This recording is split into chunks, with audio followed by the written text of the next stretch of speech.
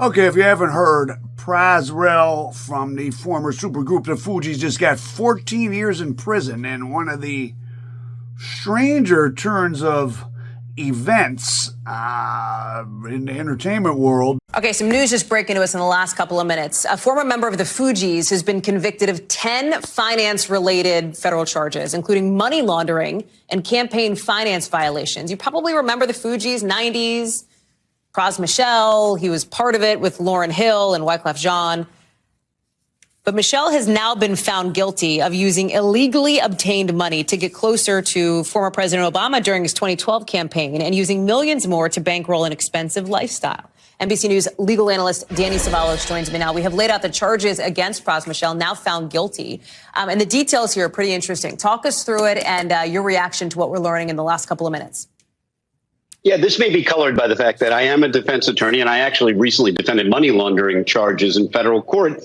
And money laundering charges are very broadly written as a statute and can be, in my opinion, relatively easy for the government to prove. But in addition, you have FARA violations. That involves an agent of a foreign. Yeah, exactly. It's a law that prohibits, or I should say requires at least registration if you're working on behalf of a foreign national. It's the kind of thing that became widely learned or known during the Paul Manafort era several years ago. But I would argue before that, there were not a lot of regular citizens that knew about FARA, and there weren't a whole lot of FARA violation prosecutions in this country going back a couple decades. So it's not something that's generally known. That's why I think it's a possibility this defendant probably really didn't know that the mere distinction that he was doing the bidding of a foreign national as opposed to somebody else made such a difference. Just to give you an example, one of the allegations was that one of his co-defendants, a foreign national,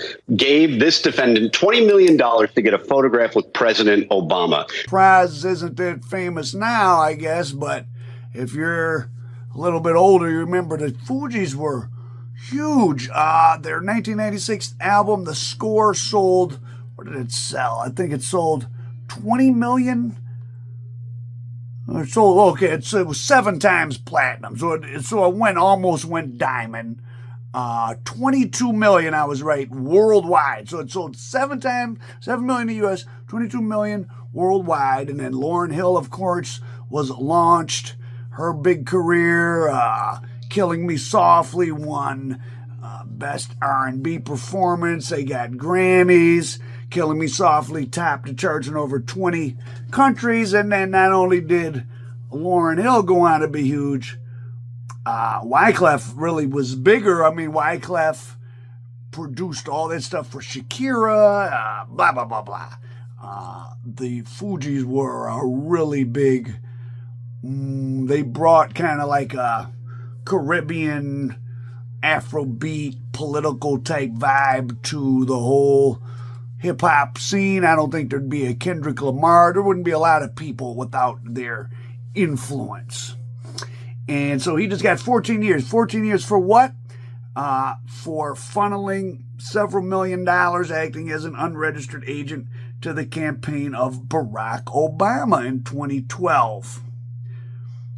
What does that mean? So this guy, J-Lo, who's he's Chinese ethnically, but he was born in Malaysia. So he's a Malaysian, but he's considered Chinese ethnic descent.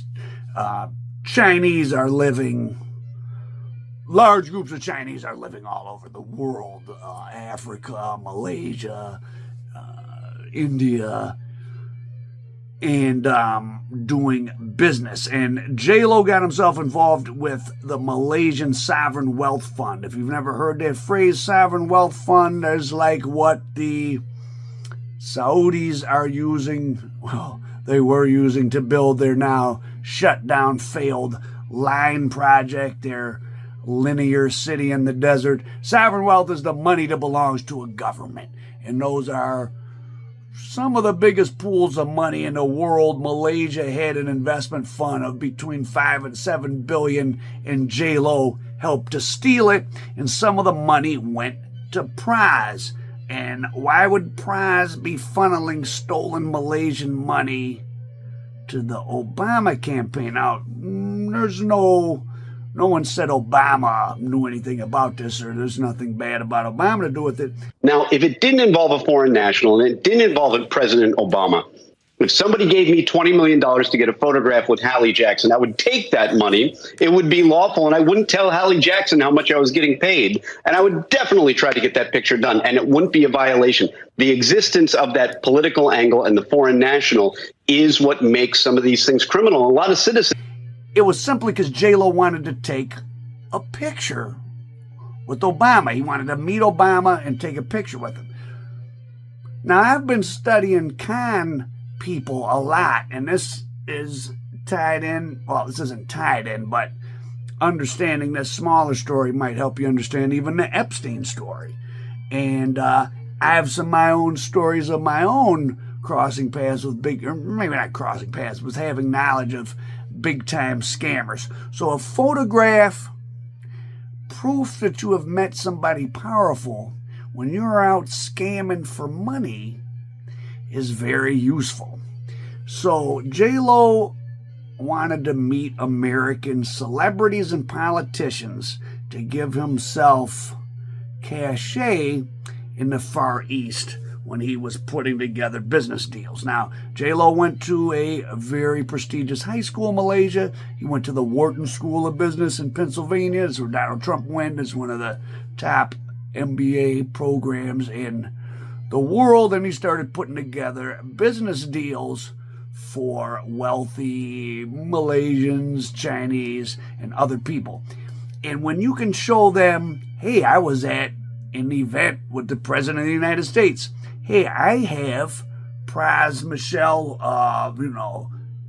one of the biggest music acts in the world, is my buddy. And another person that when she was at the peak of her fame, when he courted, I guess you could say. I don't know if he was trying to be romantic or have sex with her. I don't think so. He gifted Paris Hilton a $350,000 Ferrari. He was throwing Paris Hilton her own parties. He was giving her lots of money. Was it that he was trying to get with Paris Hilton? I mean, maybe who wouldn't want to on the side, but more than anything, she was very famous at the time. And American celebrities, and of course the American president, if you can be with them, it makes it very easy to pry money away from investors. And someone I know, I'm not going to say who it is, someone who I've interviewed, told me a story. I'm recording. I'll have half of it, but I'm recording right now. Just make it and leave it. Met a scripper, and the scripper takes him over to her mother's house, and her mother has a mansion and a Rolls Royce, and she has all these photographs of her with members of the Saudi royal family. And he always hears her on the phone wheeling and dealing and moving money around with bankers. This is maybe 15 years ago. These were black women from New Orleans who were very light, the Creole. They could probably pass. They had that look where you could say they're white. They could maybe pass as Middle Eastern, whatever. Blah, blah, blah, blah. She just got sent to prison recently for scamming tens of millions of dollars using with those photos she had with the Saudi royal family, however she met them. Maybe she was tricking back in the day or whatever, that allowed her to convince people that she was part of big social and investment networks and get money from people. And that's why Pras was so important for J-Lo. He's paying for it with 14 years of his life. Now, what other money there were billions stolen from the Malaysian fund. 100 million of it went in to pay for one of your favorite movies, The Wolf of Wall Street. Oh, the irony. A movie about a scammer thief was mostly funded by theft of, and Malaysia's not a rich country, stealing money from an investment fund that is meant to, what are these funds? This is tax money the Malaysian people have paid in that is supposed to go into generating new kinds of businesses in their new industries, really, at that scale, in their country. And instead they're going to fund U.S. movies. They're buying Ferraris for Paris Hilton, and they're giving millions of dollars to Pras, some of which he passes on. Now, Pras, as he was asking for 3 years, he faced life. The case, acting as an unregistered foreign, when you're trying to funnel money to the president of the United States without registering, that looks really bad. That's like, and I'm not saying Pras was doing this, but that when the laws were passed, that could be seen as, potentially totally compromising the sanctity of the U.S. government. I mean, now I wonder what Trump, if he survives and is ever out of office. Trump does not ever want to be out of office because he's done so much. He's done so much stuff with money since he's been in office, but that's another story. But so, yeah, Pras got 14 years. The music industry, the entertainment industry, man, is shade tree activities.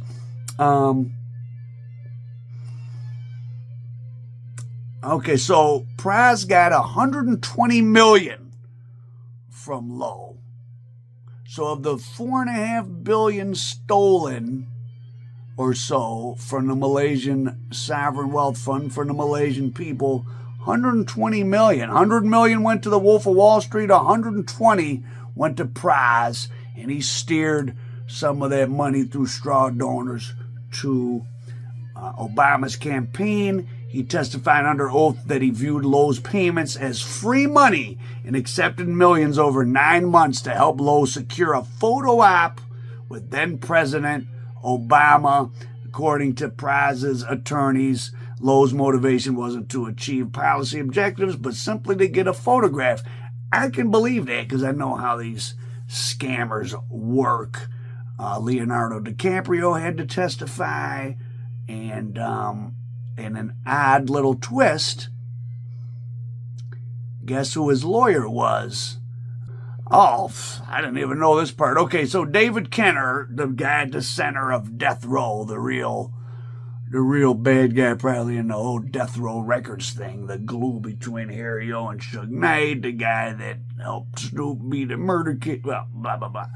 That was Pras's attorney.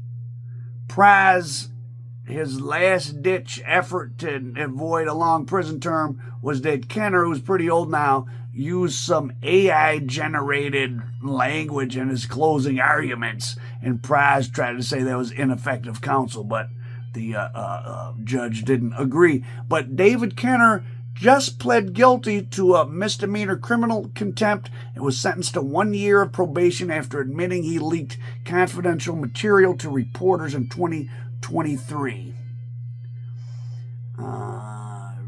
Despite this,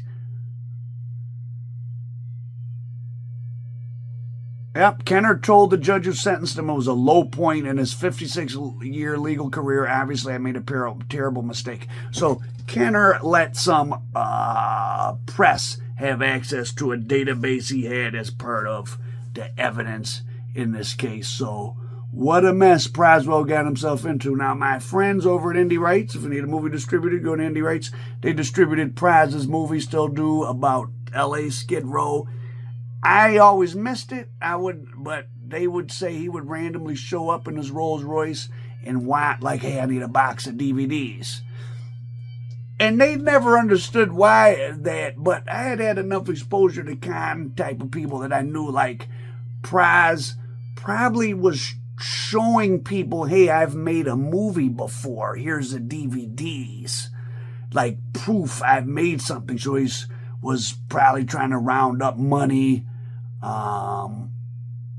Stuff gets...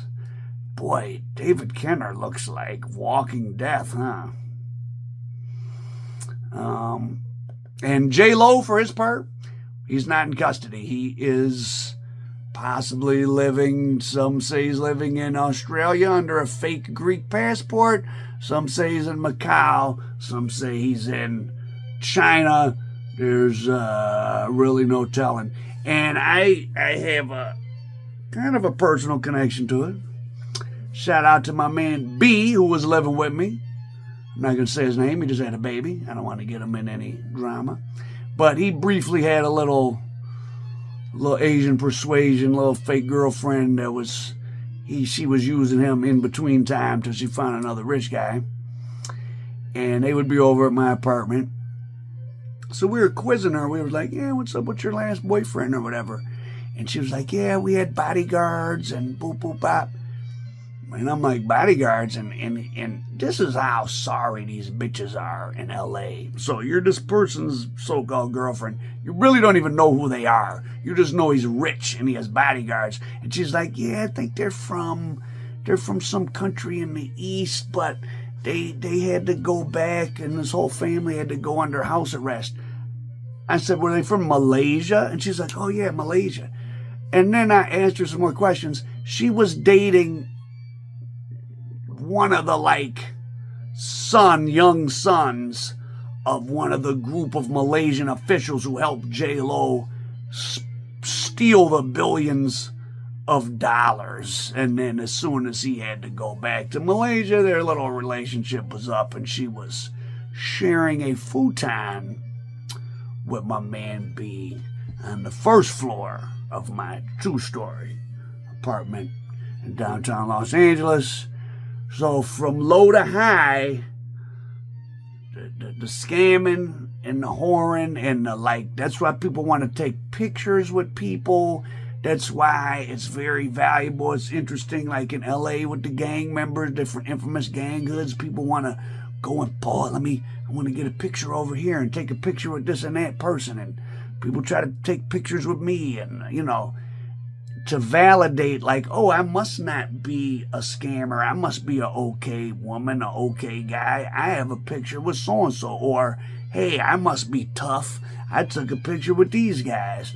Or, hey, here's J-Lo with Obama. Obama wouldn't let a scammer who steals money from Malaysia take a picture with him. I don't know if J-Lo ever got his picture with Obama or not. But this is why Pras got 14 years.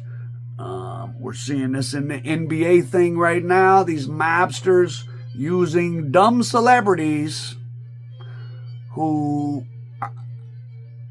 are less rich often than you think. They generate a lot of money. How much do they get? How much do they blow? But they have clout. They got fame, and the manipulative people can use them to raise more money. Pras got $120 million. Not clear how much of it he funneled to Obama and how much he kept. He might have got worked out of money by some other scammer. That's generally how these things go, and that's why your least favorite Fuji, Pras, is on January 27th, fins to get 14 years on January 27th in federal prison. Al Prophet American Dope.